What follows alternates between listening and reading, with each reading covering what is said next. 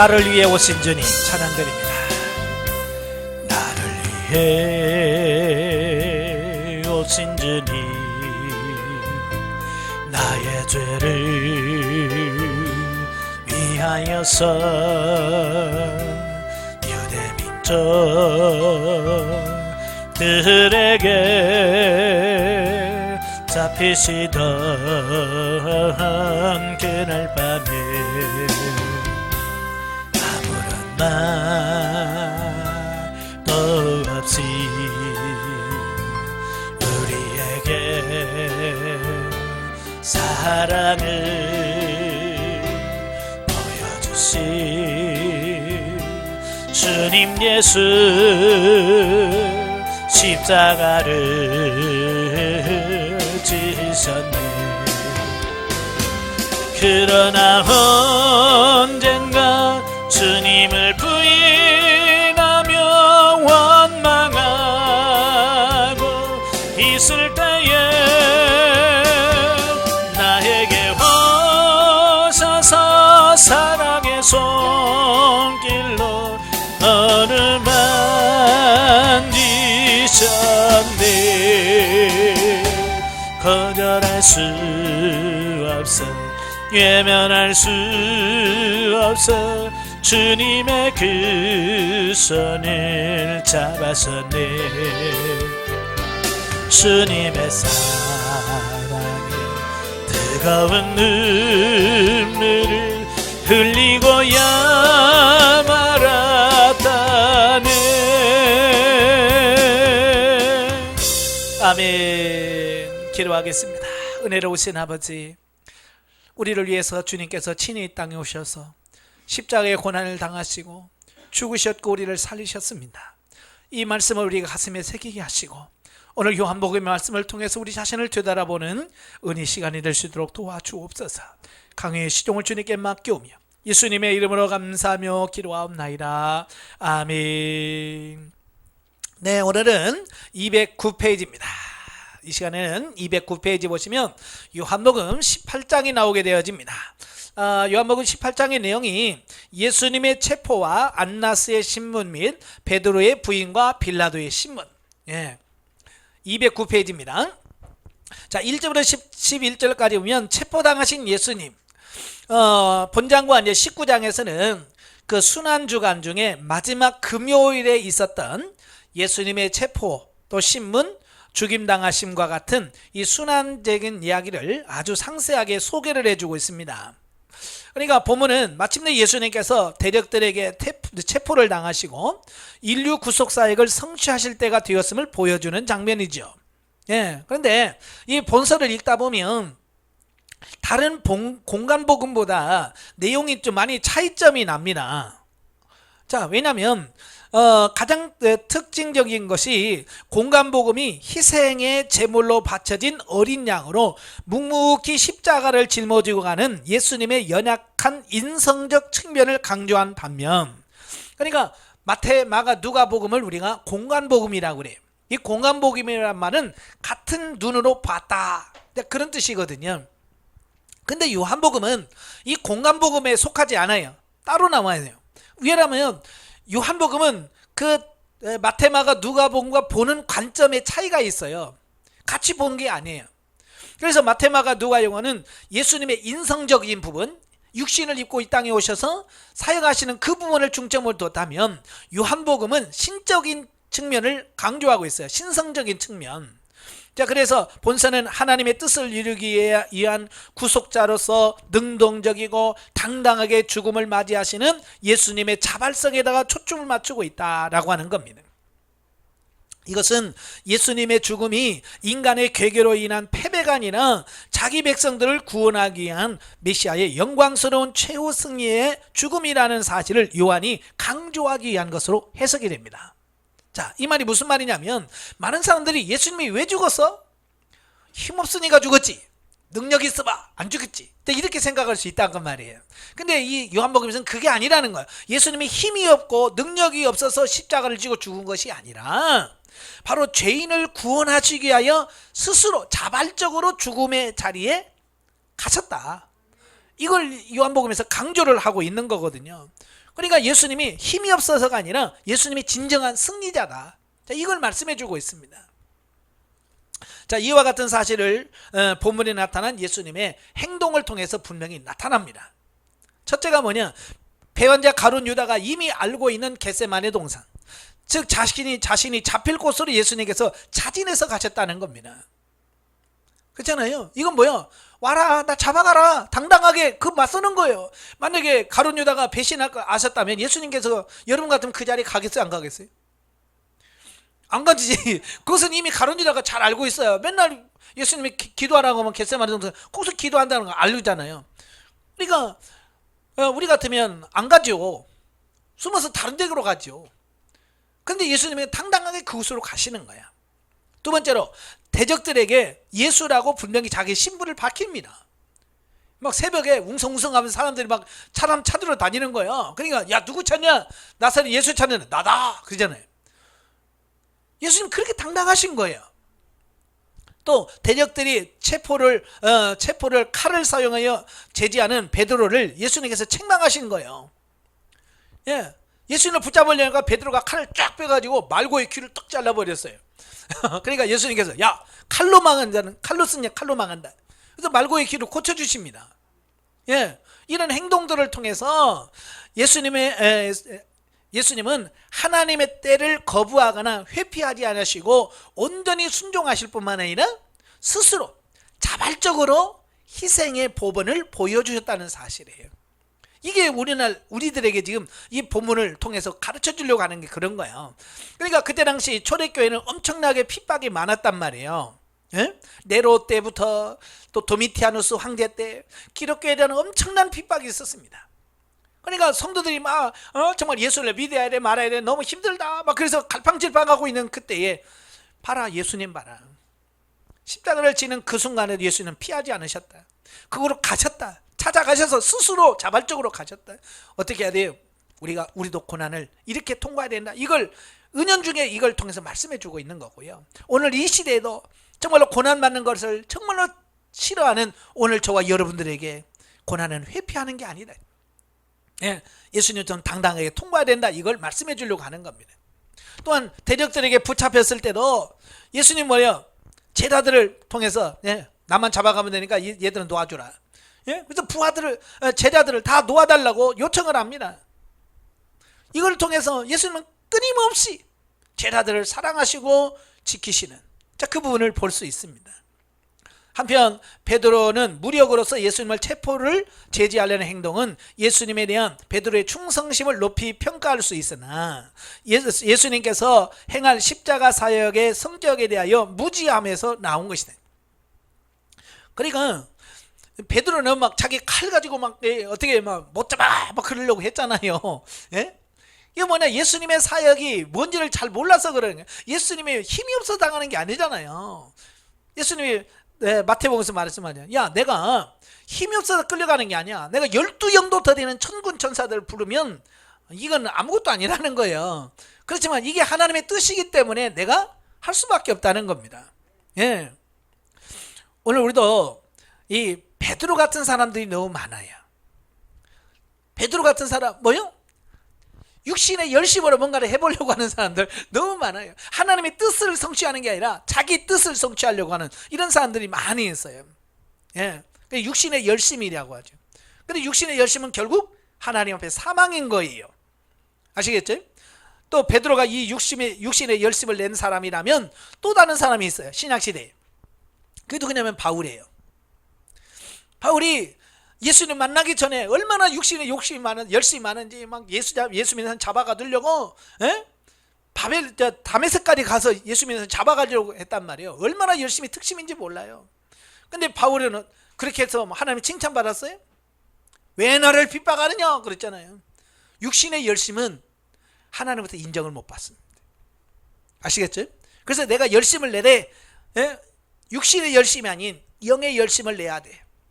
그래서 사도 바울이 나중에 고린도후서 11장 2절에 내가 너희를 향하여 하나님의 열심으로 열심을 내노니 그랬어요.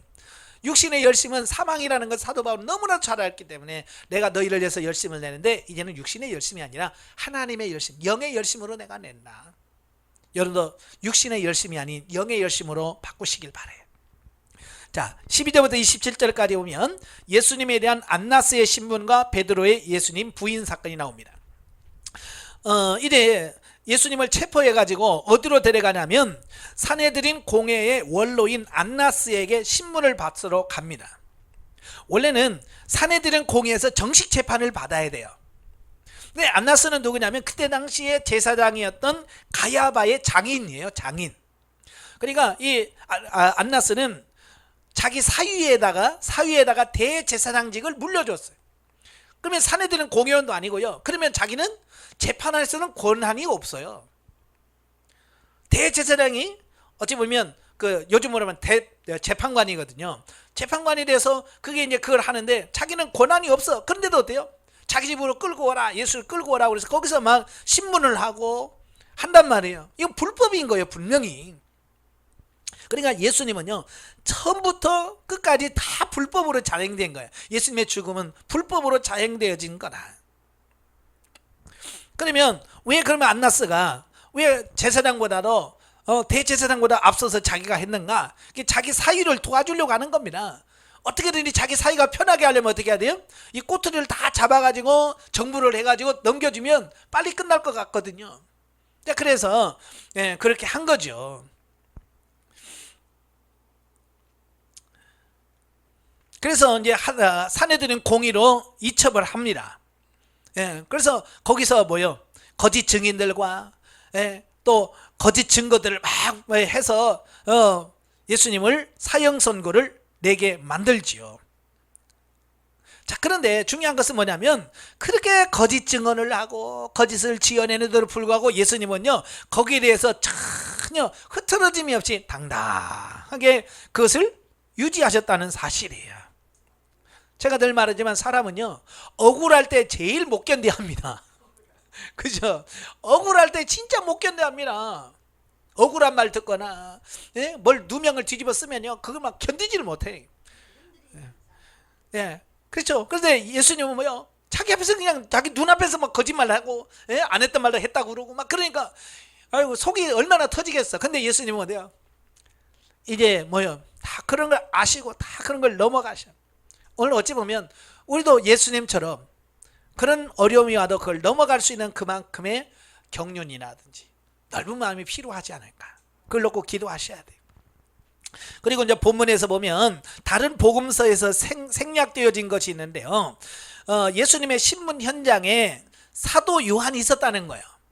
다 도망간 것이 아니고 이 사도 요한은 예수님이 재판받는 그 자리까지 갔어. 베드로랑 같이 갔어요. 근데 요한은 그 집 안에까지 들어가. 그죠? 근데 베드로는 못 들어가고 저 문 밖에서 이렇게 쳐다보고 있어요. 왜 그러느냐? 사도 요한은 이 제사장과 친척 관계예요. 이 제사장과 요한은 친척 관계예요. 그러니까 평소에도 들랑달랑 했기 때문에 다 알아. 다 아니까 그 집에 들어가 예수님의 재판하는 데까지 들어가서 쳐다보고 있는 거야. 근데 베드로는 친인척이 아니니까 못 들어가는 거야, 그 안에까지. 그러니까 문 밖에서 불 쬐고 앉아 있는 거지. 못 들어가고. 자, 그래서 베드로가 제사장의 집에 어떻게 들어갈 수 있는가 하는 점을 밝히고 있다는 것. 또 6월절 만찬석상에서 다른 사람들이 모두 예수를 버리고 떠날지라도 자신만은 목숨을 바쳐 충성하겠노라고 호언장담했던 베드로가 불과 하룻밤이 지나기도 전에 3번이나 예수님을 모른다고 부인하는 상황이 실제로 이루어졌다는 것이다. 그러니까 요한복음의 그 상황을 이렇게 좀 보면요, 이런 거예요. 사도 요한은 친척이기 때문에 안에 들어갔잖아요. 근데 베드로는 못 들어오고 자꾸 문 밖에서 불 쬐고 있는 거예요. 종들이나 있는 데서. 그러니까 요한이 그 여종에게, 아는 여종에게, 야, 쟤 좀 불러와, 오라고 해라. 그런 거예요. 그러니까 이 여종이 가가지고 베드로지, 그러니까 나 아니야. 그래서 거부해버린 거예요. 그러니까 이 사복음서를 다 같이 보면 이 왜 여종이 너 베드로 맞지? 뭐 이렇게 묻는 것은 왜냐? 요한이 너 저 데려오라고 시키니까 아니까 그렇게 물었던 거거든요. 근데 베드로가 맞아, 따라와. 그러면 들어가면 되는데 나 아니야. 그래서 거부를 해버린 거죠. 그러니까 안 들었다는데, 그러니까 또 시킨 거예요. 그러니까 또 베드로 맞잖아. 그러니까 아니야. 그럼 또 부정해 버리는 거지. 예, 그 상황을 이렇게 잘 보시면 돼요. 그러니까 베드로의 부인 사건은 죽음의 위협 앞에서 너무나 연약하고 비열한 모습을 보일 수밖에 없는 인간의 본성의 한계를 실감해요. 예. 그러니까 우리가 아무리 큰 소리 쳐도 그거 갖고는 안 돼. 성령 충만하지 않으면 안 되는 거예요. 아시겠죠? 그래서 우리가 겸손하게 받아들여서 정말 주님이 안 도와주면 우리는 아무것도 할 수 없습니다. 도와주세요 하고 주님의 도우심을 간구하는 사람이 되어야 됩니다. 그래서 예수님께서 내가 너희를 돕는 보혜사를 보내주겠다라고 약속한 거예요. 그럼 뭐 잘났다고 우리가 왜 보혜사를 안 구해요? 주님이 분명히 우리의 연약함을 아시고 내가 도와줄게, 보혜사 보내줄게, 그러면 아멘 하고 주여 나를 돕는 보혜사를 주세요, 성령을 부어주세요, 이렇게 해야 되잖아요. 근데 우리는 너무 잘난 탓에 보혜사를 구하지 않아요. 성령을 구하지 않는단 말이에요. 구하시길 바래요. 28절부터 40절에 보면 이제 예수님에 대한 빌라도의 신문입니다. 예. 자, 보면서 이제 당시 총독이었던 빌라도에게 신문을 받으시는 예수님의 모습을 소개하고 있습니다. 그러니까 본세에는 생략이 되어 있지만 가야바의 집에서 열린 산헤드린 공회는 이미 예수님을 신성 모독죄를 적용해서 사형을 결정했어요. 그죠? 이건 사형이다. 그렇지만 당시 로마 제국의 식민지였기 때문에 그 산헤드린 공회에서는 사형을 선고해도 집행할 수 있는 권한이 없는 거예요. 이게 문제예요. 사형을 시키고 싶어도 사형을 집행할 수 있는 권한이 유대인에게는 없어요. 누구만 있냐? 로마의 총독에게만 사형권이 있는 거예요. 그러니까 그들은 예수님을 죽이기 위해서는 어떻게 해야 돼요? 예, 총독의 재가가 있어야 돼요. 총독이 허락을 해야 돼요. 그러니까 그들이 재판해놓고 그걸 총독에게 이송을 시킵니다. 그래서 거기서 사형을 언도해달라라고 요구하는 겁니다. 그런데 이 빌라도도 알잖아요. 뻔히 알아. 그러니까 이걸 신성 모독죄로 해가지고는 사형을 안 당할 건 아는 거야. 그래서 사형을 시킬 수 있는 방법이 뭐냐? 정치적 목적에다 정치적인 죄목을 씌워야 돼. 단순히 뭐 지가 하나님이란다 뭐 이래 갖고는 안 돼. 신성 모독죄다 이거 안 통합니다. 로마 사람들에게 그게 안 통하거든요. 그럼 뭐냐? 이건 황제에다가 대적한다. 황제 지가 왕이라고 해서 반역을 하려고 한다. 이건 이제 정치적인 거거든요. 그래서 어떻게 하든지 이 빌라도를 끌어들이려고 예수님을 정치적인 왕이라고 하는 어떤 그런 죄목을 씌워서 보내죠. 그래도 빌라도는요 알잖아요. 예? 그래서 그걸 알아요. 그래서 재판의 필요성을 느끼지 못해요. 그래서 야, 안 할란다 그러죠. 왜? 이 종교 전쟁은 끝이 없거든요. 만약에 이 빌라도가 이 종교 유대인의 종교에 들어가서 한번 하면 끼어들면요 나중에 헤어날 길이 없어요. 그러니까 아예 안 들어가려고 하죠. 그래서 그냥 안 하려고 그래요. 그런데 자꾸 그들이 뭐예요? 이걸 안 하면 당신은 가이사 황제에게다 반역하는 거다. 왜? 황제를 거역하는 사람을 살려두면 당신은 이건 황제를 거역하는 거다. 이렇게 막 하니까 어쩔 수 없이 자기의 어떤 이런 부분을 위해서 사형을 언도할 수밖에 없는 이런 부분들을 보게 됩니다. 그러니까 어찌 보면 이 빌라도가 정의, 공의에 의해서 재판을 했더라면 문제가 없겠지만 자 이런 거예요. 자기의 어떤 출세나 이런 성공 이런 것을 위해서 공의를 행하지 않는 겁니다. 자 요즘도 그러잖아요. 재판할 때 정말로 공의나 정의로 재판하는 재판장도 있지만 그렇지 않고 시대의 요청에 의해서 그렇잖아요. 시대 요청에 의해서 재판하는 재판관도 많잖아요. 바로 빌라도가 그런 사람이에요. 그래서 결국 예수님을 십자가에 못 박으라고 말하는 겁니다. 물론 빌라도도요 그걸 예수님을 풀어주려고 많이 노력했던 건 사실이에요. 그죠? 그건 부정할 수 없어. 그럼에도 불구하고 결국은 그가 사형을 시켰기 때문에 오늘날 예배 드릴 때마다 우리 사도신경을 암송하잖아요. 그게 뭐예요? 빌라도에게 고난을 받으사. 예, 이거 뭐 주님 오실 그날까지 빌라도는 예수님을 죽인 자로 계속 이렇게 모든 사람들에게 익혀질 거예요. 영적에 봅니다.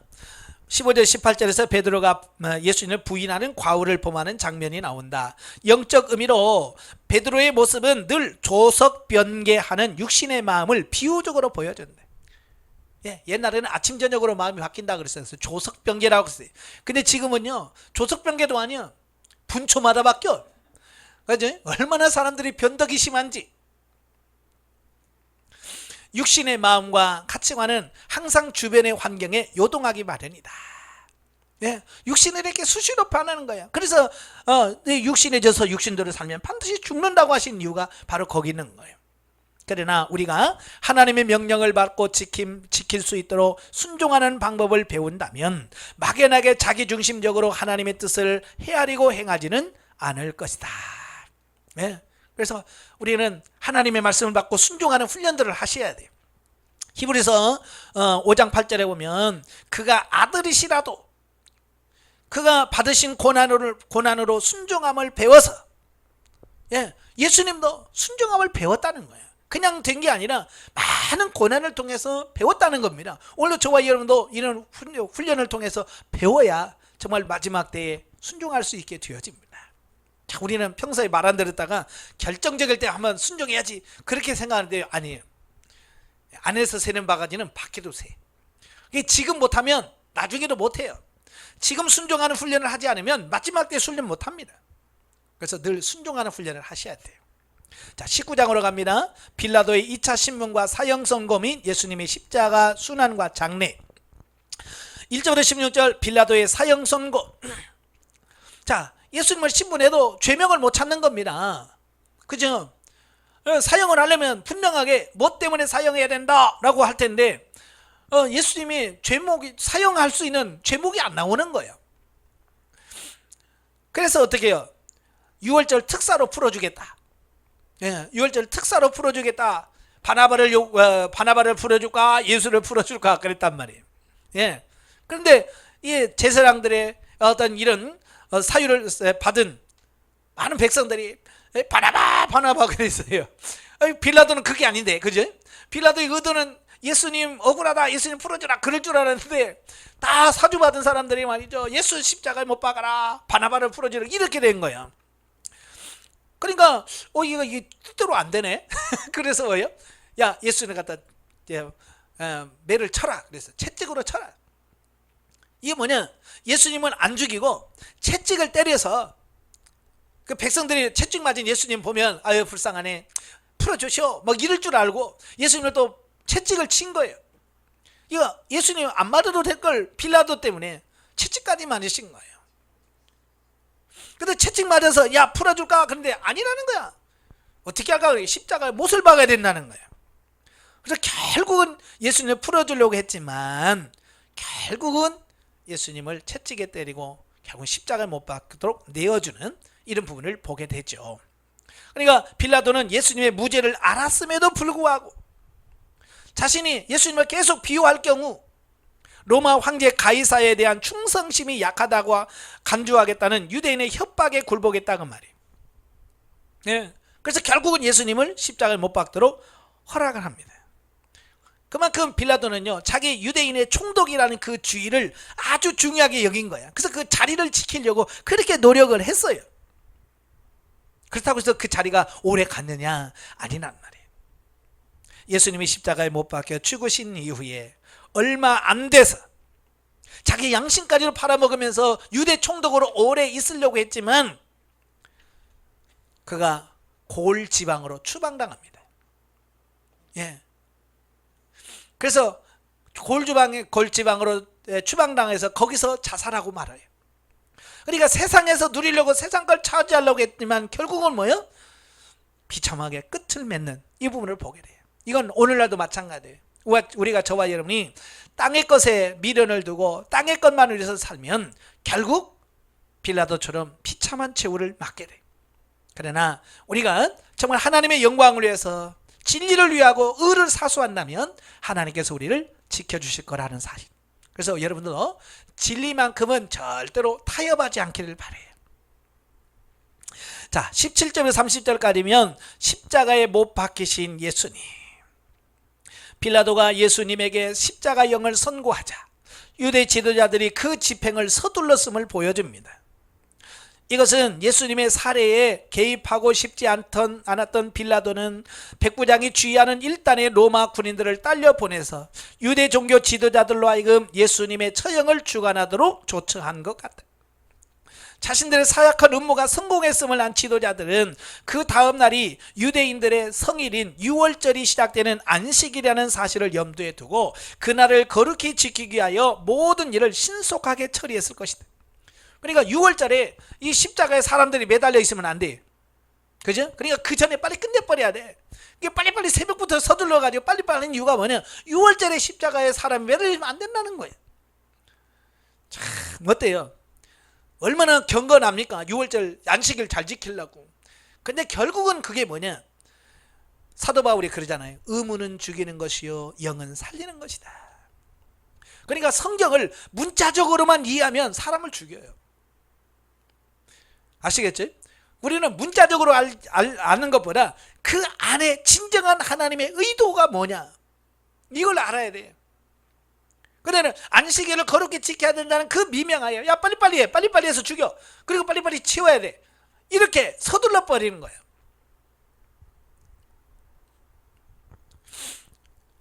그래서 항상 우리가 기도하는 게 뭐냐면 글자로만 알면 안 돼요. 글자는 죽이는 거예요. 의무는 죽이는 거라고 그랬어요. 그러니까 많은 분들이 성경을 잘못 이해하면 글자로만 안단 말이에요. 그래서 좀 미운 사람이 있으면 봐봐, 눈에는 눈, 이는 이라고 그랬지, 네가 나 이렇게 했지, 내가 이렇게 할 거야, 바로 성경에 있어, 이렇게 하고 적용한단 말이에요. 성경에서 그런 의도로 그런 말을 쓴 게 아니잖아요. 원수를 사랑하고 이걸 위해서 그 말씀을 주셨는데 본 뜻을 모르면 그렇게 의문을 가지고 사람을 죽일 수 있다는 거예요.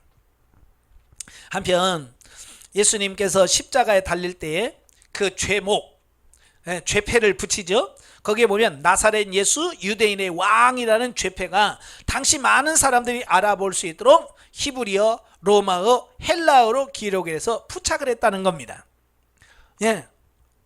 보통 이제 그 사람이 사형당할 때 그 사형당한 죄목을 쓰거든요. 예를 들어서 뭐 살인 강도, 뭐 살인 이렇게 해서 죄목이 붙는데 예수님에게는 그런 죄목이 없어. 그래서 나사렛 예수 유대인의 왕이라고 하는 그 죄패를 붙여놓을 수밖에 없었던 거죠.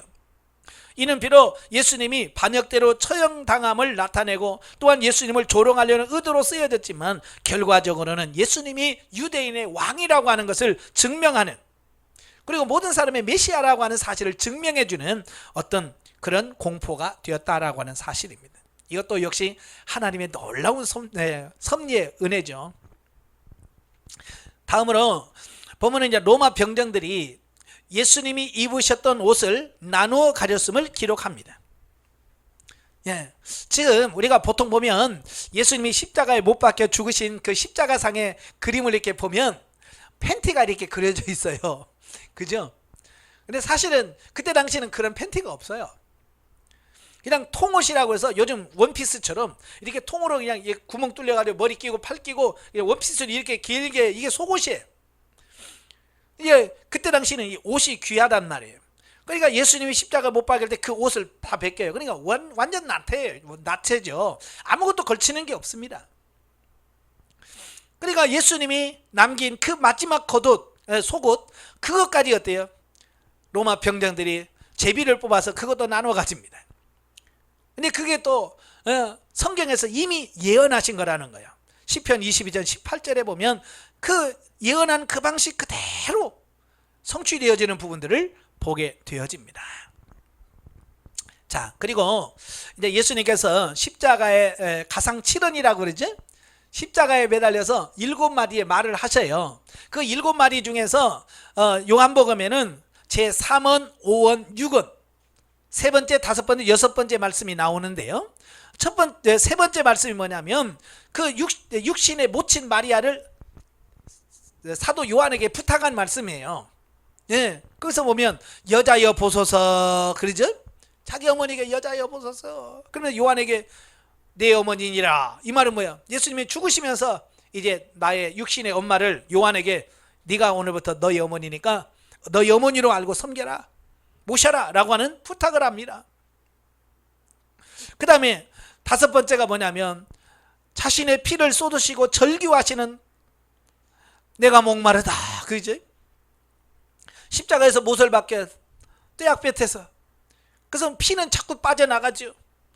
그러니까 피가 빠지니까 어때요? 몸에서 얼마나 목이 타겠어요. 그러니까 내가 목마르다 그렇죠. 그 다음에 여섯 번째 다 이루었다 라고 말씀하십니다.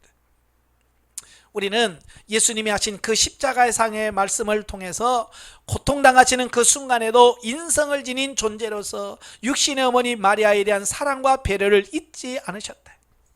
그렇잖아요. 죽으면서 그 순간까지도 제자에게 야, 잘 보살펴라, 오늘부터 너희 어머니로 모셔라 라고 말하는 게 얼마나 예수님은 그 사랑과 배려 이걸 볼 수 있고요.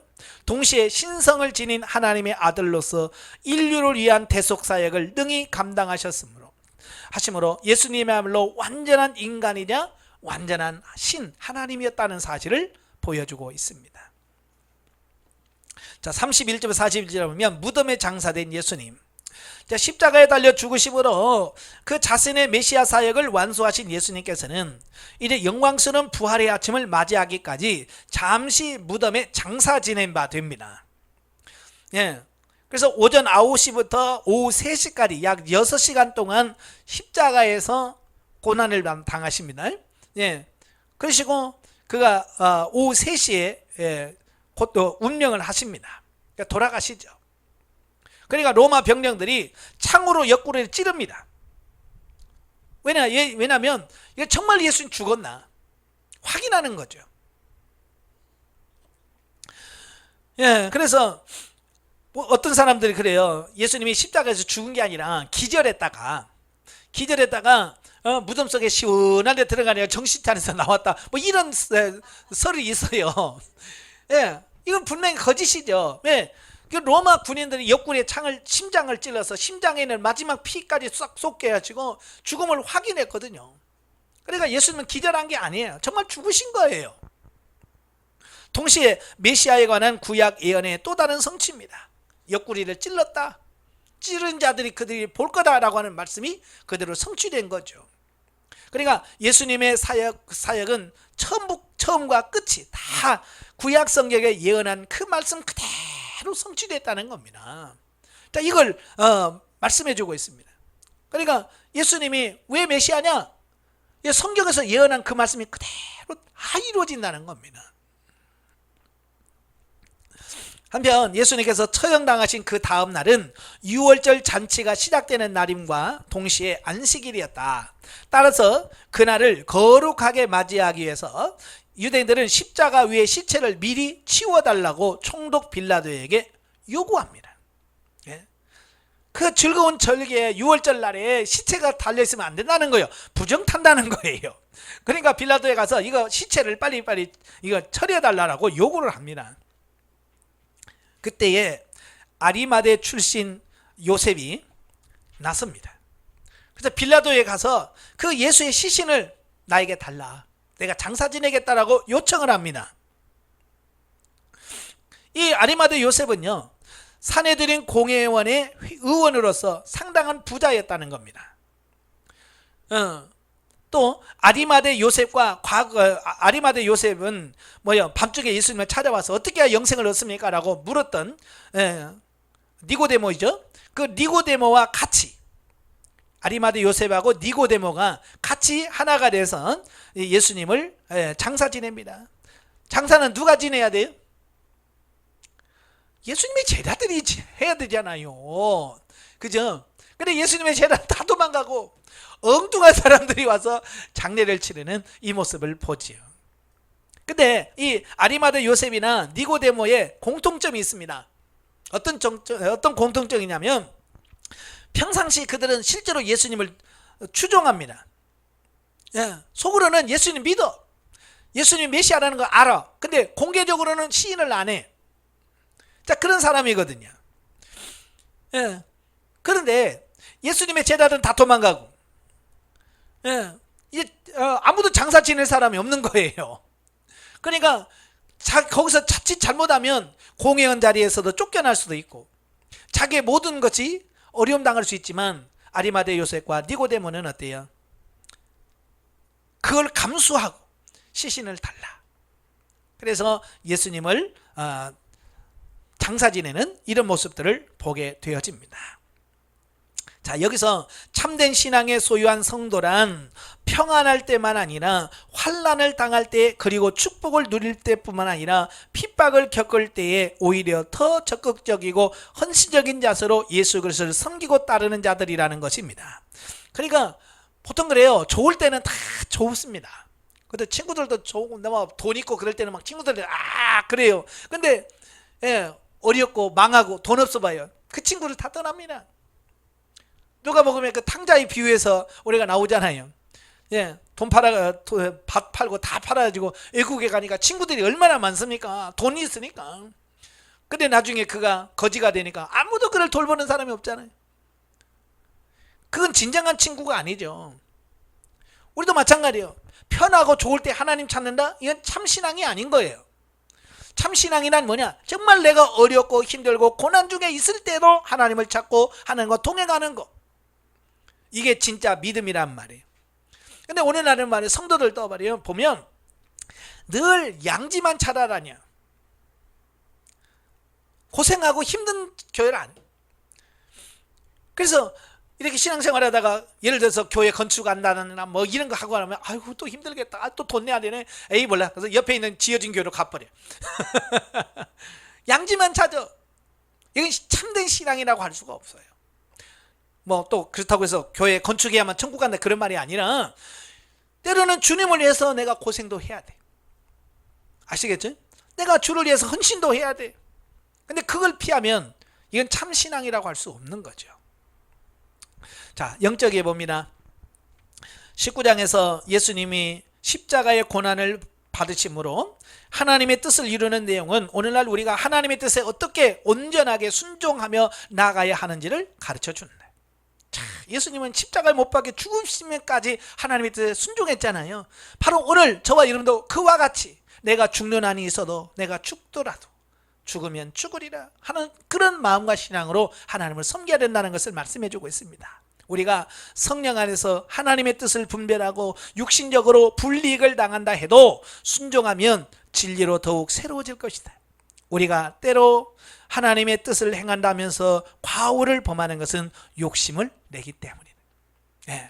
하나님이 일한다고 욕심 부리면요 반드시 문제가 어그러지게 돼 있어요. 욕심을 내려놓고 하셔야 됩니다. 설령 그 욕심대로 되어도 결국 그것은 복이 아니에요. 20장입니다. 20장은 예수님의 부활과 부활하신 예수님의 출현 기사들. 자, 1절에서 18절 죽음에서 부활하신 예수님. 자, 유대 지도자들의 사악한 음모와 로마 총독 빌라도의 세속적인 가치관이 야합한 결과로 초래된 예수님의 십자가의 처형은 제자들을 엄청난 불안과 혼란 속으로 몰아넣습니다. 그죠? 예수님이 메시아라고 따랐는데 그냥 갑자기 예수님이 십자가 못 박혀 죽어버렸단 말이에요. 그러니까 그를 따르는 제자들은 얼마나 불안했겠어요. 야, 그 다음은 난가? 그 다음은 우리까지 죽을 수 있나? 뭐 이런 불안감이죠. 마침내 죽음의 권세를 정복하고 무덤에서 부활하신 예수님의 승리는 제자들뿐만 아니라 온 인류를 영원한 소망과 기쁨 가운데로 인도하며 온 인류의 구원자 되심을 증거하고 있는 것이다. 만약에 기독교에서 부활이 없다면 기독교는 비극적인 종교에 불과합니다. 소망의 종교가 아니에요. 그냥 죽어서 끝나버렸네. 무슨 뭐 아무것도 없잖아요. 그러나 우리는 뭐야? 부활의 종교란 말이에요. 그러니까 죽어도 부활하기 때문에 우리는 승리의 종교가 되는 거예요. 아시겠죠? 그러니까 기독교에 있어서 부활은 매우 중요한 거예요. 그래서 가장 핵심적이고 중심적인 기독교 교리 중에 하나가 뭐냐? 부활신앙이에요. 자, 보면은 안식구 첫날, 안식구 첫날, 오늘날에 일요일이 안식구 첫날이거든요. 안식구 첫날 일요일에 아침에 예수님의 무덤을 찾아간 막달라 마리아와 두 제자 베드로와 요한의 모습을 보여주고 있습니다. 다른 마태마가 누가 요한복음을 보면 맨 처음에 누가 가냐면 막달라 마리아와 여자들이 향료를 가지고 갑니다. 보통 이제 시신을 장례 치를 때에 그 몸에다가 향료를 발라서 장례를 치르는 게 유대인의 관습이에요. 그러니까 아리마대 요셉과 니고데모가 하긴 했지만 그래도 어때요? 사랑하는 사람들이 가서 그 몸에다가 시신에다가 향료라도 좀 부어야 마음이 풀릴 것 같은 거예요. 그래서 막 새벽에 일찍이 예수님 무덤을 갑니다. 가면서 그들이 뭘 걱정하냐면 그 큰 돌을 누가 옮겨주나? 이 무덤을 막고 있는 큰 돌을 누가 굴려주지? 여자 힘으로는 그 못 굴린다는 얘기죠. 고민하고 갑니다. 근데 가서 보니까 어때요? 무덤이 열려져 있고, 시신이 없는 거야. 그래서 그걸 막달라 마리아나 여자들이 가서 제자들의 천사의 음성을 듣고 가서 예수님 부활했다라는 말을 전합니다. 그러니까 그 예수님의 제자 중에서 그래도 젊은 베드로와 요한이 그냥 뛰어갑니다. 가서 보니까 아무것도 없는 거예요, 진짜. 여인들의 말대로 무덤문이 열려 있고 그 안에 예수님을 쌌던 그 세마포 옷은 그대로 있지. 근데 예수님은 없는 거예요. 그러면 이 베드로와 요한은 어떻게 해야 돼요? 주님이 부활하셨구나 믿어야 되잖아요. 근데요, 가서 보고도 안 믿는 거예요. 못 믿는 거예요. 자, 이걸 통해서 뭘 가르쳐 주냐면 부활이라고 하는 것은요, 그만큼 믿기 어려운 거예요. 그렇게 예수님께서 내가 죽는다, 그리고 내가 사흘 만에 살아난다 라고 그렇게 수없이 얘기했음에도 불구하고 믿기 힘든 게 죽은 자의 부활이에요. 베드로와 요한은요, 가서 진짜 비어있는 무덤을 봤어요. 보고 나서도 정말일까? 이거 못 믿겠는데? 그러면서 오는 거예요. 그만큼 부활이라고 하는 것이 어려운 거예요. 자, 베드로와 요한은 돌아왔고요. 그 무덤에서 막달라 마리아가 홀로 앉아서 울고 있는 겁니다. 그때 예수님께서 그를 찾아오시죠. 마리아야. 예수님 만나게 돼요. 자, 여기서 예수님을 만날 수 있는 사람은 누구냐? 울고 있으면 만나. 아시겠죠? 오늘도 여러분 예수님 만나고 싶습니까? 마리아처럼 우세요.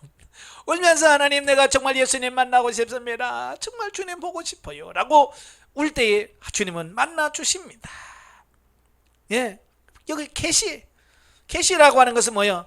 보여주시는 걸 말하거든요. 그래서 막달라 마리아에게, 예수님의 제자도 아니고 막달라 마리아에게 예수님의 부활을 처음 보여주시고 자기의 영광스러운 이런 모습을 보여주셨습니다. 왜? 그렇게 안 보여주면 안 믿으니까. 그래서 막달라 마리아가 그 예수님을 만나고 제자들한테 가서 내가 봤다 그러죠. 그래서 제자들 믿어요, 안 믿어요? 안 믿어요. 그만큼 부활이라고 하는 것은 우리 인간의 사고와 가치관을 가지고 있는 사람들은 믿기가 어려운 거다. 근데 오늘 저와 여러분 믿어요, 안 믿어요? 이게 복이란 말이에요. 이렇게 믿기 어려운 예수 그리스도의 부활을 믿어진다는 것은 이건 내가 믿어서 믿으려고 하는 게 아니라 성령의 역사가 있었기 때문에 믿어지는 겁니다. 아시겠죠? 그 믿는 그 자체가 감사하고요. 자, 그러므로 아직까지 예수 그리스도의 부활에 대한 믿음을 갖고 있지 못하거나 장차 있게 될 자신의 부활에 대한 소망을 지니고 있지 못한 성도가 있다면 주님께 무릎을 꿇고 부활에 대한 확신을 주시도록 기도해야 된다. 아시겠죠? 그러면 마리아에게 나타나셨던 그분이 나타나실 거예요.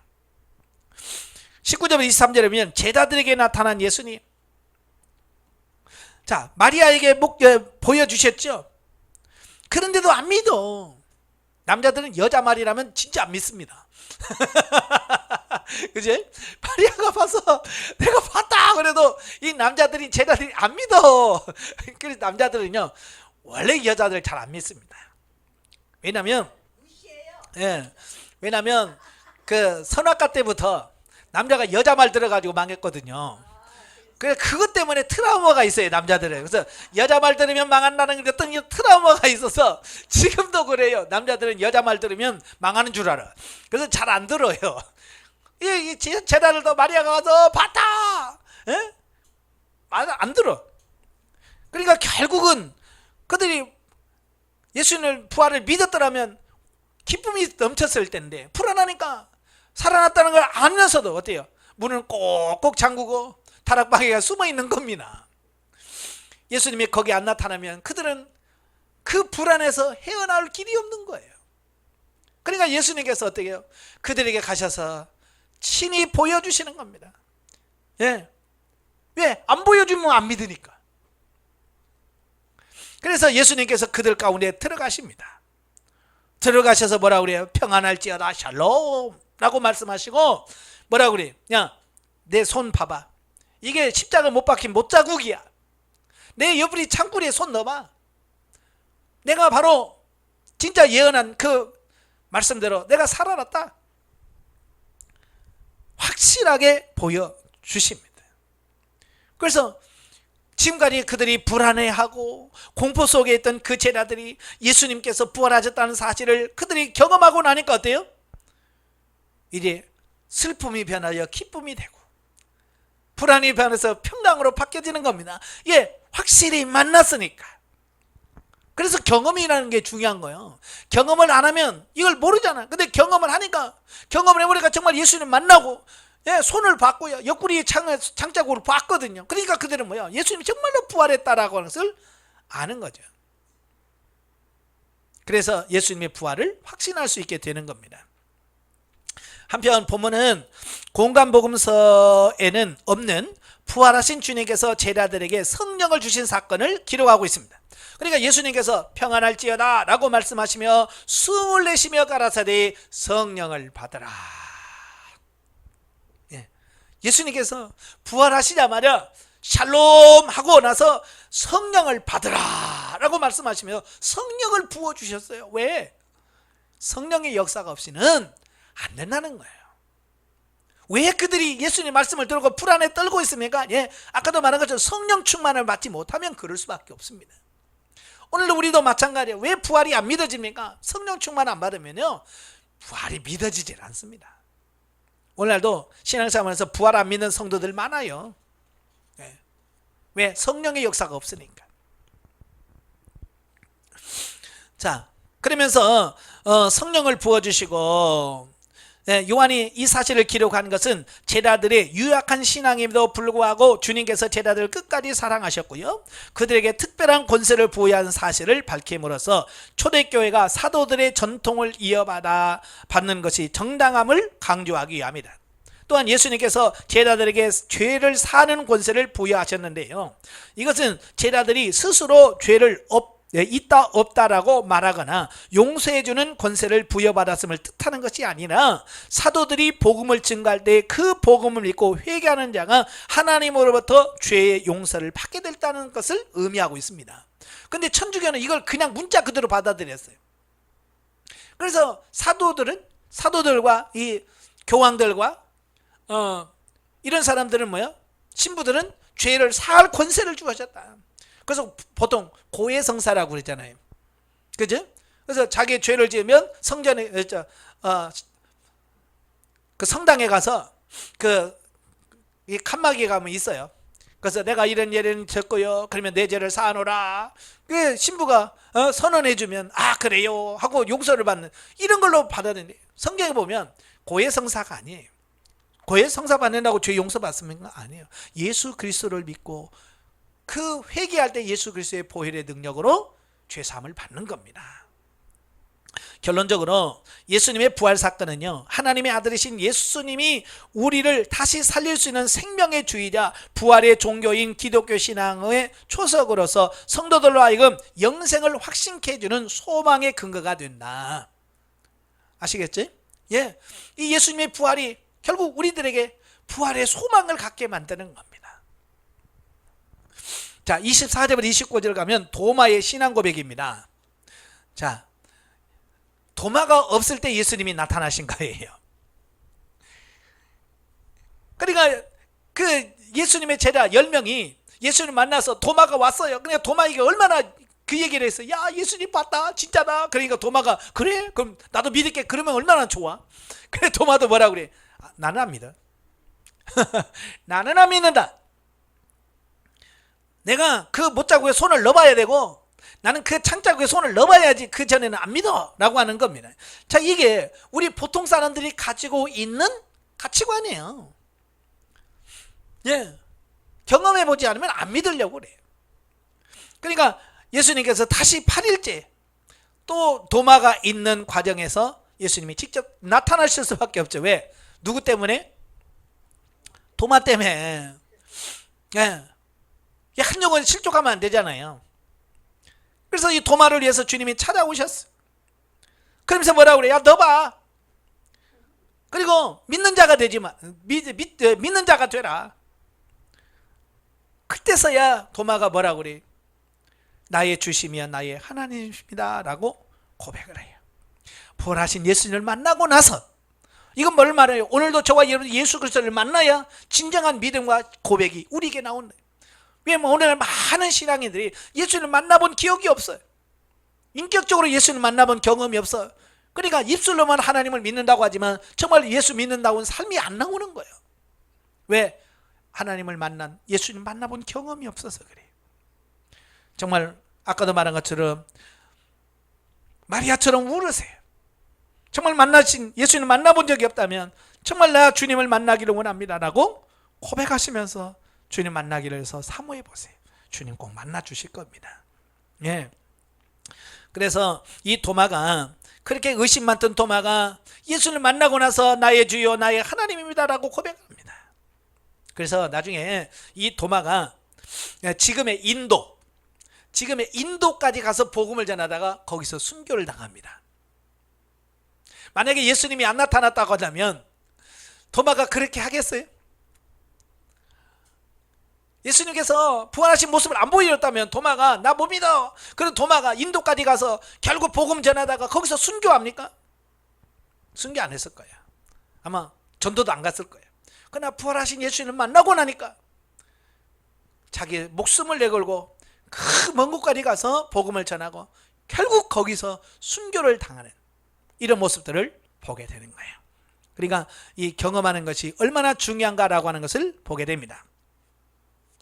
자, 30절부터 31절까지 보면 본서의 기록 목적이 나옵니다.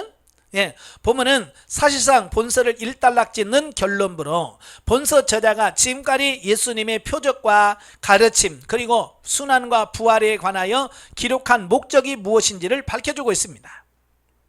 자, 요한복음을 기록한 목적이 뭐냐? 그것은 예수님이 하나님의 아들 그리스도이심을 뭇사람에게 믿게 하기 위함이에요.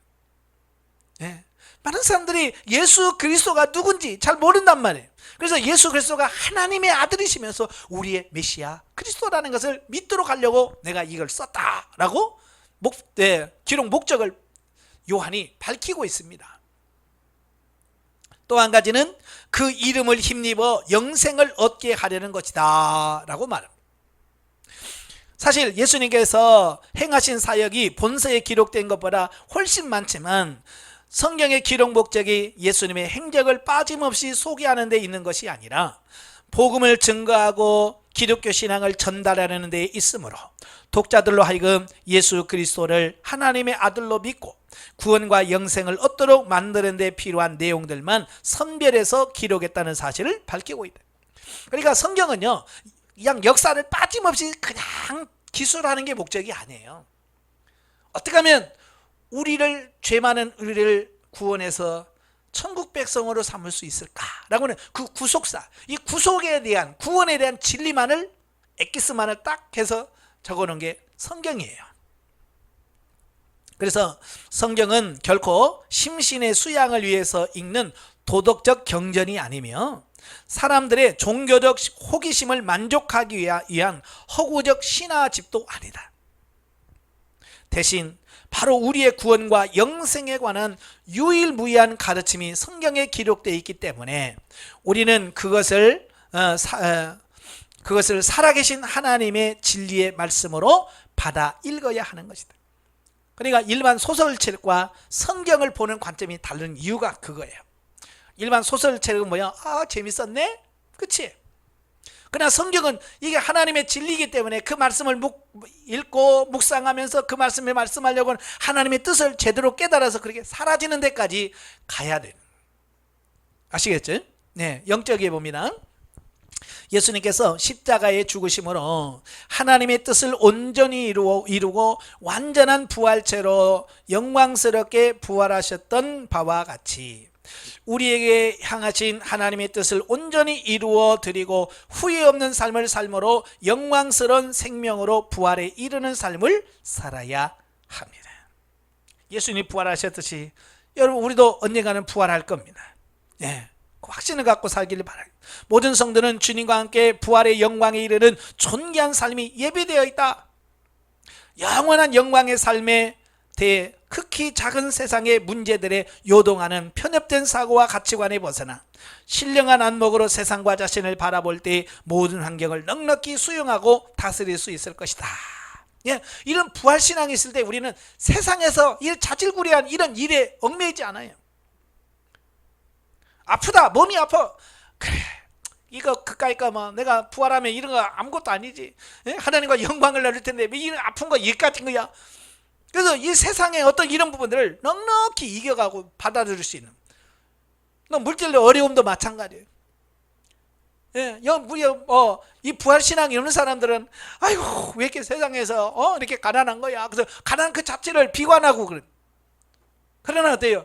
다 내가 주님 죽으면 이거 다 이거 하나님의 나라에서 영원한 걸 누릴 텐데 뭐. 그래서 그 어려움 과정도 통과할 수 있는 거예요. 그래서 부활신앙이라고 하는 것이 우리 기독교인들에게 얼마나 중요한가를 말씀해 주고 있습니다. 자, 마지막 21장입니다. 21장은 예수님과 7 제자의 디베랴 제회와 베드로에게 주신 명령 사건이 나옵니다. 자, 1절부터 14절 디베랴 바닷가에 나타나신 예수님.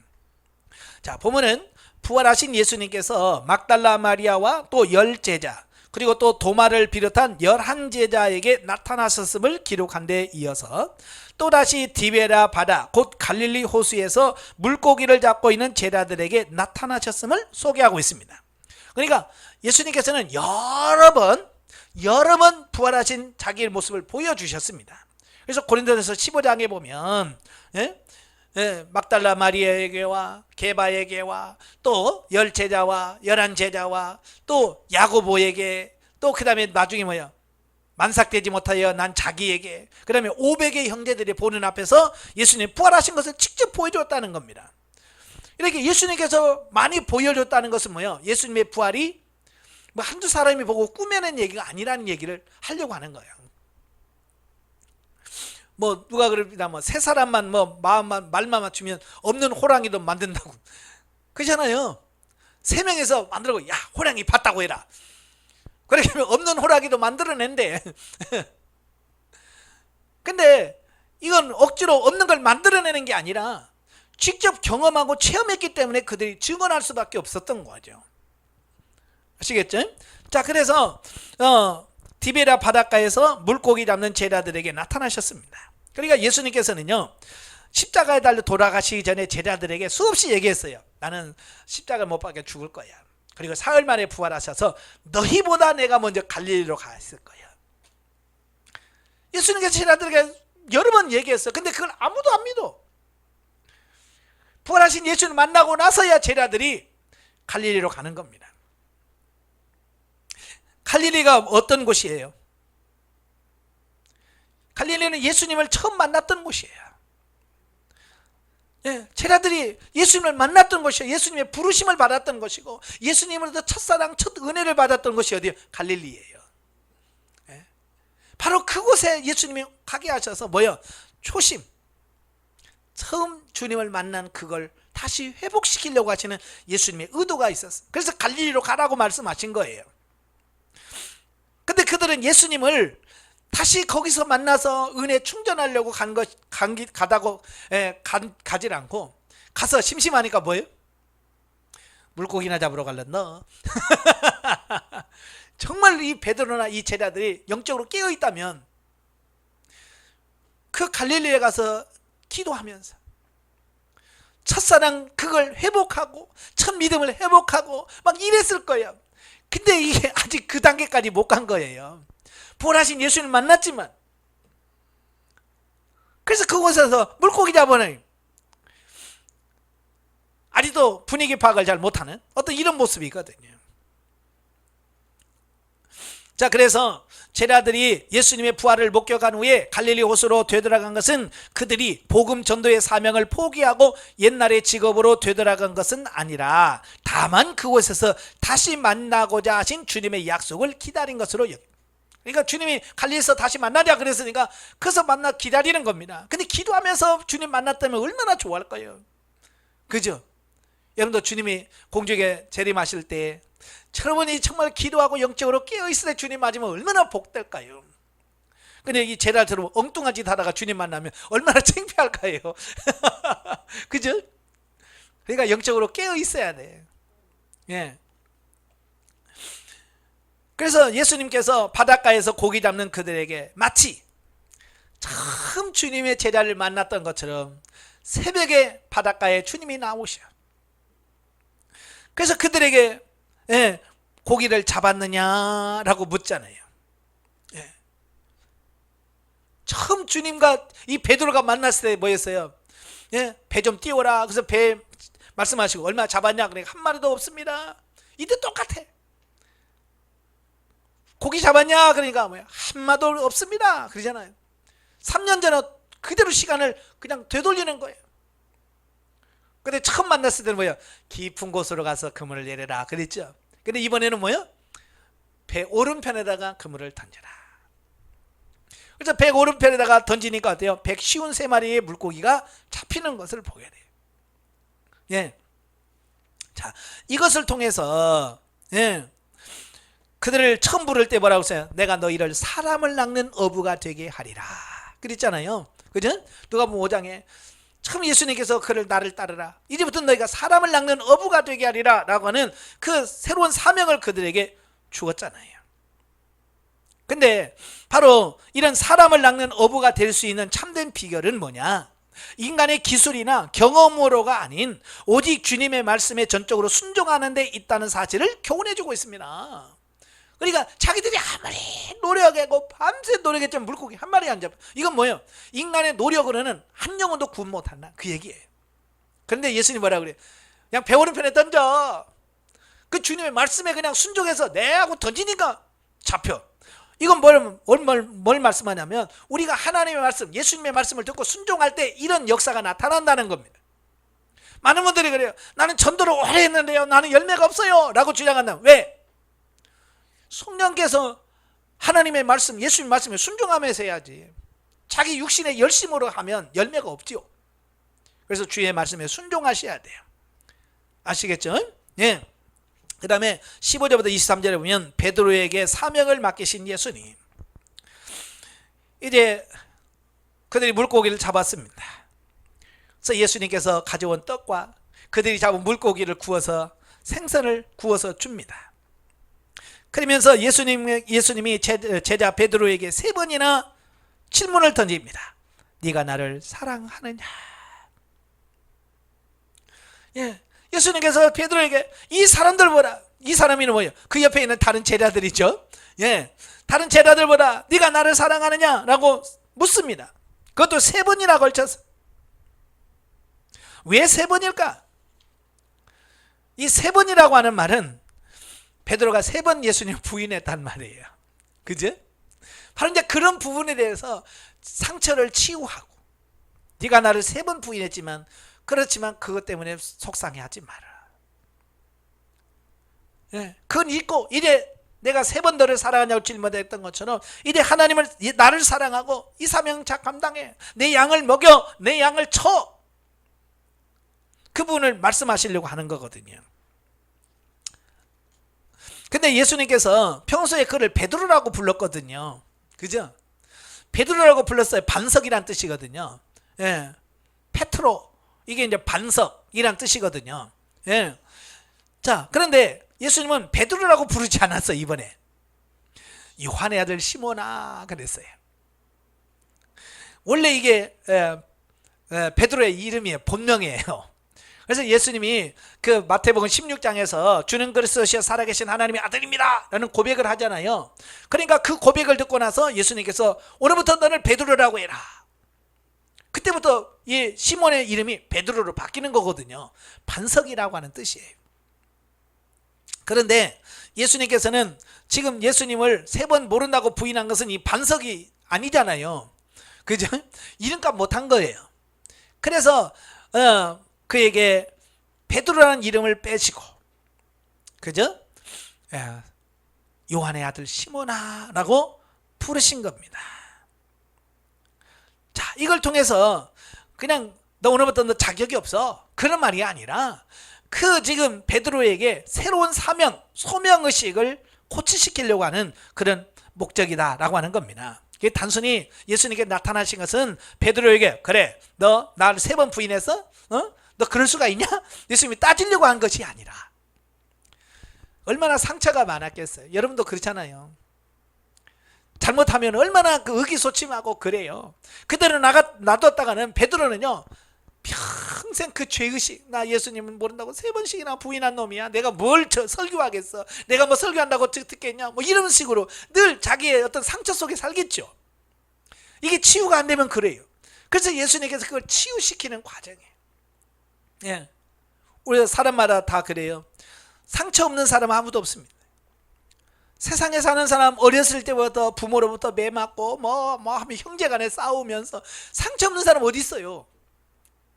근데 문제는 뭐냐, 그런 상처가 있어도 극복한 사람이 있고 그 상처 때문에 평생을 우울증에 살고 이런 사람들이 많아요. 그죠? 보통 사람들 가다 보면 어떤 사람은요 어릴 때 아버지한테 한번 맞았다고 그걸 평생 나이 들어가지고도 우리 아버지가 나를 몇 살에 얼마나 때렸는지 알아? 그러면서 평생 그걸 상처를 갖고 있는 사람이 있어요. 그건 자기에게도 안 좋은 거예요. 혹시 여러분도 말이에요 상처가 있다면 그 상처들을 빨리 어떻게 해야 돼요? 처리하셔야 돼요. 예수님도 그걸 아셨기 때문에 3번이나 부인한 그를 찾아오셔서 그의 상처를 다 싸매주시고 회복시켜 주잖아요. 그러니까 예수님께서 그렇게 회복시켜 주니까 어때요? 오순절 성령 강림을 경험하고 나서 성령 충만하니까 담대하게 너희가 죽인 예수가 바로 메시아야 라고 당당하게 말하잖아요. 나중에는 그들 잡아다가 사내들은 공회에 나가서 다시는 예수 이름으로 전하지 마라. 그러니까 뭐라고? 야, 사람 말을 듣는 것이 옳으냐 하나님 말씀을 듣는 게 옳으냐 네가 판단해봐라 이러잖아요. 왜? 상처가 치유되니까 그 자유함이 있는 거예요. 아시겠죠? 그래서 여러분도 이런 당당함이 있어야 돼요. 옛날 잘못한 것 가지고 거기에 매여 있으면 안 돼요. 자, 본문은 후반부에서 사도 요한이 죽기 전에 예수님께서 재림하실 거라는 한간의 억측을 불식시키기 위한 내용이 서술되어 있습니다. 즉 초대교회 성도들 사이에는 예수 그리스도가 재림한 한 세대가 지나기 전에 이루어질 것이라는 기대가 상당히 널리 퍼져 있었다. 이게 무슨 말이냐면요, 예수님께서 제자들을 파송하면서 한 세대가 가기 전에 내가 오리라 그랬어요. 그러니까 이 한 세대는 30년을 한 세대로 치거든요. 그러니까 제자들은요 예수님이 승천하시고 30년 후에 오실 거라고 하는 그런 생각들을 갖고 있었어요. 그래서 초대교회는 다 임박한 재림론이라고 그래요. 바로 이제 지금 바로 예수님이 오실 거야, 금방 오실 거야 라고 하는 그런 신앙을 가지고 살았던 거예요. 근데 요한은 이미 30년이 훌쩍 지나갔어요. 그죠? 이 요한복음이 언제 기록됐냐면 AD 95년에서 100년 사이에 기록됐거든요. 그러니까 예수님이 부활하시고 승천하시고 나서 약 한 5, 60년이 지난 시간이에요. 그러니까 많은 사람들이 뭐요? 야, 한 세대 지난다고 하니 지금 60년이 지났는데 왜 예수님이 안 오지? 자, 이런 거예요. 그 다음에 이 요한은 아마 요한이 살아있을 때 예수님이 올 거야 라고 하는 그런 신앙을, 그런 생각들을 갖고 있는 사람이 있었어요. 그러니까 요한이 그건 잘못된 거야, 이걸 수정하기 위해서 첨가시킨 말씀이 바로 본문인 거예요. 그러니까 베드로가 그러잖아요. 예수님이 베드로에게 너는 젊었을 때 네 맘대로 다녔지만 늙어서는 네가 원치 아니하마로 끌려갈 거고, 저들이 네 팔을 벌릴 것이고, 이건 뭐예요? 최후에 베드로가 십자가를 못 박혀 죽을 거라고 하는 것을 예수님께서 그에게 설명을 하잖아요. 그러니까 베드로가 뭐라고 그래요? 요한을 가리키면서 그럼 얘는요? 얘는 어떻게 되는데요? 라고 하잖아요. 그러니까 예수님께서 뭐라고 그래요? 야, 그를 내가 올 때까지 살려둘지라도 네가 그 무슨 상관이냐, 그냥 너는 네 할 일이나 해. 예수님 그 말을 했거든요. 그러니까 그 말을 옆에서 듣고 나서는 요한이 죽기 전에 예수님 오시는구나, 이렇게 또 오해하는 분들이 있었단 말이에요. 예수님은 그런 뜻이 아닌데, 예수님은 뭐요? 요한을 내가 올 때까지 살려둘지라도 너와는 상관없어, 너는 네 할 일이나 해, 그건 내 할 일이야 라고 말한 건데, 요한이 살아있을 때 예수님 오신다는 말로 곡해하는 거야. 그러니까 말귀를 이렇게 오해하는 경우들이 많이 있는 거예요. 그래서 그 부분에 대해서 지금 요한이 자기 당사자인 자기가 해명을 해줘야 될 거 아니에요. 아니 왜 한 세대가 되기 전에 온다며, 당신 살아있을 때 예수님 오신다며, 이런 사람들이 의견이 있으니까 그건 잘못 들은 거야 라고 해서 예수님의 뜻을 정확하게 알려줌을 통해서 오해하지 않도록 만드는 겁니다. 자, 그래서 225페이지에 보면, 자, 이 본문에서 우리에게 주는 교훈이 뭘까? 주님께서는 너무나 자주 실패하는 우리 성도들을 연약함을 먼저 책망하시기보다 끝까지 사랑과 용서의 손길로 어루만져 주시는 분이라는 사실. 자, 우리는 배신당하면 그렇게 속상하지요. 그죠? 믿었던 사람들에게 배신당하면 속에서 그렇습니다. 자, 예수님이 제일 사랑하는 제자, 3번 나를 모른다고 부인하는 그 모습을 보면서 여러분 같으면 어떻게 하겠어요? 나는 저거 평생 저거 얼굴 안 볼 거야 저거. 그럴 거 아니에요. 근데 예수님께서는 어때요? 제일 먼저 찾아오셔서 책망하기보다는 그를 용서하시고 품으시는 이 부분이, 오늘 우리가 예수님 앞에 갈 수 있는 부분이 이런 부분이에요. 만약에 예수님께서 베드로에게 너 일로 와봐, 종아리 걷어, 그랬다고 하면 오늘 예수님 앞에 누가 가겠어요? 맞을까 봐 안 가죠. 근데 예수님은 품으신단 말이에요. 그러니까 예수님 앞에 무슨 잘못을 했더라도 주님 앞에 갈 수 있는 길이 열려진 거예요. 두 번째로, 주님의 크신 사랑과 용서의 은총을 누린 자들은 이제 더 이상 죄를 범하지 않도록 조심해야 될 뿐만 아니라 생명을 바쳐 주님의 뜻에 순종하려고 애써야 한다는 사실이다. 베드로는 예수는 용서받고 난 이후에 또 져야지 그랬어요? 아니잖아요. 이 주님의 은혜, 이건 내가 어떻게 갚을까? 이건 어떻게 갚을까? 그래서 결국은 베드로는 평생 주님을 위하여 헌신하고 나중에 죽을 때 내가 어떻게 예수님처럼 이렇게 오르게 바르게 십자가를 질 수 있냐, 나는 거꾸로 매겠다. 그래서 거꾸로 십자가에 매달려 순교했다는 겁니다. 이게 주님의 사랑을 받아본 사람이 그렇게 할 수 있는 거예요. 세 번째로, 예수님의 재림을 기다리는 오늘날의 성도들의 자세다. 성도들이 예수 그리스도의 재림에 대하여 늘 생각하면서 하루빨리 주님께서 재림하기를 고대하는 심정을 갖는 것은 너무나도 당연하지만, 세상 속으로 파송을 받은 성도들의 전도 사명을 도외시한 채 그저 하늘만 쳐다보고 앉아있는 것은 진정한 재림신앙이라고 할 수 없다는 것이다. 자, 데살로니가 전서에 보면 사도 바울이 데살로니가 교회를 향해서 책망하는 내용이 나와요. 그게 뭐냐면 예수 그리스도의 재림에 대한 사실을 오해를 했어요. 그래서 주님이 오실 건데 이래서 하나, 재림 오신데 공부해서 하나, 이런 거죠. 그래서 아무것도 안 하는 거야. 일은 않고 맨날 저 구름 보면서 저 구름 타고 오시나, 아이고 아니네, 저 구름 타고 오시나, 맨날 하늘만 쳐다보고 있는 그런 사람이 있는 거야. 그러니까 사도 바울이 뭐라고 그래요? 그건 아니다. 일하기 싫은 사람 먹지도 말라 그랬어요. 그건 재림을 기다리는 자세가 아니라는 얘기예요. 우리도 경험했잖아요. 1992년 10월 28일 예수님 오신다고 다미성교회 가가지고 얼마나 많이 했어요. 그때는 어때요? 자기들이 진짜 예수님을 맞을 준비하고 있다고 그랬죠. 그건 아니라는 거예요.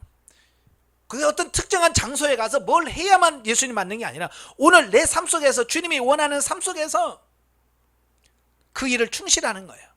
예수님께서 마태복음에 뭐라고 그래요? 두 사람이 맷돌을 갈다가 한 사람은 데려감을 당하고 한 사람은 버림을 받는데, 두 사람이 밭에서 일하다가 한 사람은 데려감을 당하고 한 사람은 버림을 당하고, 두 사람이 자는데 한 사람은 데려가고 한 사람은 버려둠을 당하는, 그건 뭐예요? 일상생활 속에서 주님의 역사가 나타날 거라는 겁니다. 그러니까 말세가 됐다고 해서 뭐 특별히 뭐 기도원에 들어가거나 어디 가서 막 맨날 아버지 뭐 주님 기다립니다 요리해서 없는 게 아니라 오늘날 내 삶 속에서 내 할 일을 하는 겁니다. 밭을 매야 될 사람은 밭을 매고, 맷돌 갈 사람은 맷돌 갈고, 잠잘 사람은 잠을 자면 주님께서 그때 다 택한 자들은 구원 받는다는 겁니다. 아시겠죠? 그러니까 재림에 대해서 잘못된 신앙을 갖고 있으면 안 된다. 오늘도 마찬가지. 시한부 종말론에 빠진 사람들, 그런 사람들 어떻게 뭐 주님 오시는데 공부가 뭐 필요했어, 주님 오신다는데 뭐 돈 벌어서 뭐 하나, 직장 그랬죠, 뭐 이래가지고 다 그러잖아요. 이건 다 잘못된 거예요. 이게 성경적이지 않아요. 혹시라도 앞으로 신앙생활 하다가 그런 부분이 있으면 여러분 뒤도 돌아보지 말고 나오시면 돼요. 아시겠죠? 교회 갔는데 집회하면서 주님이 오십니다, 오늘부터 직장 그만두세요, 집 팔아서 가져오세요, 그러면 뒤도 돌아보지 말고 나와야 돼. 그게 내가 사는 길이야. 근데 혹시라도 또 그러면 어떡하나, 그래서 속으면 안 됩니다. 24절부터 25절은 요한복음에 맺는 말입니다. 요한은 예수님의 생애와 교훈에 관해 기록한 자신의 복음서를 마감함에 있어서 자신이 주님의 특별한 사랑을 한 몸에 받았으며, 그리고 누구보다도 주님을 가까이 섬겼다는 사실을 강조함으로써 본서가 상상이나 부전에 근거하여 기록된 것이 아니라 생생한 경험, 체험과 목격에 따라 기록되었음을 요한 자신의 증거가 참되다고 자신 있게 말하고 있습니다. 그렇죠? 남에게 들어서 얘기한 거라면 그렇지만 아니라는 거야. 사도 요한은 뭐냐? 내가 본 바요, 만진 바요, 내가 직접 맛을 본 바라. 그러니까 요한은 기록은 뭐요? 직접 자기가 경험하고 체험한 것을 기록한 거야. 그러니까 사실이다라고 하는 말씀이죠. 자, 모든 성경은 우리 성도들을 예수 그리스도에 대한 올바른 신앙으로 이끌고 하나님께서 예비해 놓으신 구원의 축복을 누리도록 만드는데 전혀 부족함이 없는 완전 무결하고 정확무한 영적 안내서요, 또한 하나님의 진리의 말씀이다. 그러므로 우리는 육신의 생명을 유지하기 위하여 밥을 먹듯이 우리의 영혼을 강건케 하기 위하여 날마다 영의 양식인 성경 말씀을 부지런히 섭취해야 합니다. 자, 여기서 섭취해야 된다는 것은 단순히 눈으로 읽는다는 것이 아니라 눈으로 읽을 뿐만 아니라 그 말씀도 내가 사라지는 걸 말해요. 아시겠죠? 예, 그 누가복음 4장에 보면 예수님께서 수가성 여인과 만나서 대화하잖아요. 대화하다가 예수님의 제자들이 먹을 걸 사서 와서 예수님 드세요. 그러니까 뭐라고 그래요? 나는 이미 먹었느니라 그랬잖아요. 그러니까 제자들이 우리가 먹을 거 사러 간 사이 누가 먹을 거 갖다 줬나? 그러잖아요. 그러니까 예수님 뭐라고 그래요? 내가 아버지의 뜻을 행하는 것이 나의 양식이다. 예수님이 그때 성경 읽어서 나가 배가 안 고파 그랬어요? 아니요. 아버지의 뜻을 행하는 것, 하나님의 말씀도 사는 것이 양식이지 그냥 성경 쫄쫄쫄 읽는 게 양식이 아닌 거예요. 그러면 왜 성경에 읽냐? 예, 그 말씀에 순종하려면 무슨 말인지 알아야 순종을 할 거 아니에요. 그죠? 그래서 성경을 읽어야 되는 거야. 아시겠죠? 그래서 성경을 꾸준히 하루에 몇 장이라도 읽고 그 말씀대로 살도록 노력하셔야 돼요. 그래야 진짜 양식이 되어지는 거예요. 자, 영적에 보면 15, 19절에서 예수님이 베드로에게 주신 사명은 곧 오늘날 우리에게 주시는 사명이며 우리를 통해서 이루고자 하시는 뜻이다. 하나님이 각 성도들을 통해서 이루시기 원하시는 일은 각 개인이 진리로 세워져야 할 뿐만 아니라 타인에게 생명을 전하고 영혼을 양육할 수 있는 자로 성숙하여 영광에 이르는 것이다. 아멘. 저와 여러분들이 영적 훈련 통해 영이 잘 성장해서 결국 주님께서 내 양을 먹여라, 내 양을 치라라는 귀한 사명을 감당해내는 여러분 되시기를 바랍니다. 그것이 바로 요한복음을 기록해서 준 목적이라는 거 기억하시면 좋겠습니다. 기도하겠습니다. 은혜로우신 아버지, 요한복음을 보면서 정말 예수 그리스도가 끝까지 그들을 사랑하며 용서하며 왜 그들을 그렇게 세우려고 했었는지를 보게 됩니다. 예수님께서 그렇게 정성을 들여서 성장시킨 그 제자들이 이 교회를 세우는 일꾼이 되었습니다. 오늘 우리도 마찬가지입니다. 우리의 연약한 믿음을 주님 불쌍히 여겨주시고 성령님의 도우심과 은혜로 날마다 우리가 세워져서 하나님의 일꾼으로 반드시 세워지는 그런 역사가 있도록 우리를 도와주시옵소서. 주님이 원하시는 삶을 살아드리는 우리가 되어지게 하옵소서. 예수님의 이름으로 감사하며 기도합나이다. 아멘. 하나님께 온돌입니다.